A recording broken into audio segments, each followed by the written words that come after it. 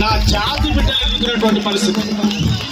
కుమ్మరల్లా సుత్తెనాదమే తానంది, కమ్మరొల్లా సుత్తెనాదమే తానంది, కుమ్మరొల్లా కుండలాగా మోగుతనంది, సకలల్లా బండ సప్పుడే నేనంది, గొల్ల కురుమాటోను దెబ్బనైతానంది, సబ్బండ జాతులకు సైరను నేనంది, దోపిడున్నంత వరకు ఆగిపోనంటుంది.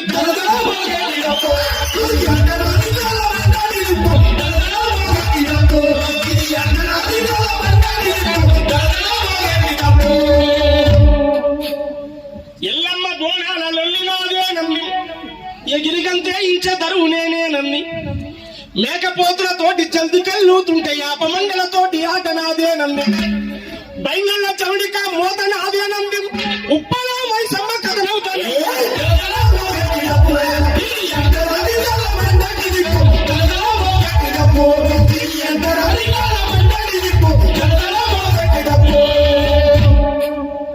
మాదిగా వాడకు పోయి చూస్తే తెలుసు, పసుపోరలా గుంపు పల్లాలు కొట్టారు. ఏ ట్రైనింగ్ ఉండదు, ఎవడు నేర్పడు గాని పుట్టుకాతో డప్పు కొట్ట నేర్చుదురంటాం. ఆవు చస్తే తోలు పర్ర తీసుకొచ్చి కుండ అంచుకు మూసి కన్ను మనిపించారు.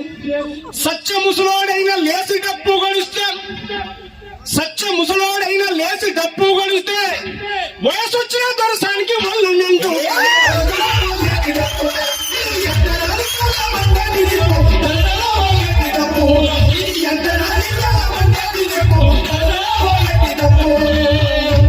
అట్లా ఇవాళ ఆత్మగౌరవ పతాకమై యావత్ జాతి చరిత్రను సాకలి మంగలి కుమ్మరి కమ్మరి సబ్బండ వర్గాల హక్కుగా దండోర శబ్దం అంటే కేవలం ఒక మాదిగనే కాదు, సమాజంలో ఉన్న అన్ని వర్గాలకు హక్కులు కావాలని కొట్లాడింది నా మాదిగ దండోర, నా డప్పు. అట్లాంటి డప్పుకు ఒకసారి గట్టిగా చప్పట్లతో అందరూ కూడా చేయించుకుంటాం. మానవ సమాజాన్ని మేల్కొల్పేటువంటి డప్పు ఇలా డప్పు శబ్ద తెలంగాణను ముందుకు తీసుకొని మనం ఈ సమాజంలో ముందుకు పోవాల్సినటువంటి అవసరం ఉంది. అందుకే